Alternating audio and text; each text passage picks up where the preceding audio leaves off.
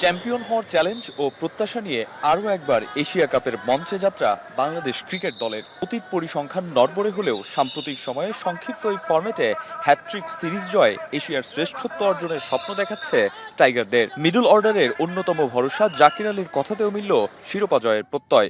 Overall যদি বলেন আমাদের মেইন লক্ষ্য চ্যাম্পিয়ন হওয়া, আর আমরা স্টেপ বাই স্টেপ ভালো খেলে আমরা ভালো একটা টুর্নামেন্ট খেলার জন্য যাচ্ছি ইনশাল্লাহ। টি-20 ফরম্যাটে এশিয়া কাপ খেলা হয়েছে মোটে দুইবার। 2016 সালের আসরে ফাইনাল খেললেও 2022 সালে গ্রুপ পর্ব থেকেই বিদায় নেয় বাংলাদেশ। সব ফরম্যাট মিলিয়ে 2018 সালের পর আর ফাইনালেই উঠতে পারেনি টাইগাররা। বড় টুর্নামেন্টে বাংলাদেশ বরাবরই চোখ করে। ভারতীয় ক্রিকেট আলোচক আকাশ চোপড়ার এমন মন্তব্যে অবশ্য বিচলিত নন জাকির। কাউকে জবাব দেওয়ার কিছু নাই, আমরা আমাদের ক্রিকেট খেলবো, আমরা আমাদের বেস্ট ক্রিকেট খেলবো। সবশেষ 3 টি-20 সিরিজ জয়ের পর এশিয়া কাপের দলটাকে বলা হচ্ছে সংক্ষিপ্ত ফরম্যাটে দেশের ইতিহাসে সবচেয়ে শক্তিশালী দল। তাই অধরা শিরোপা খরা ঘোচাবেন লিটনরা, সেই প্রত্যাশার পারদে লেগেছে নতুন হাওয়া।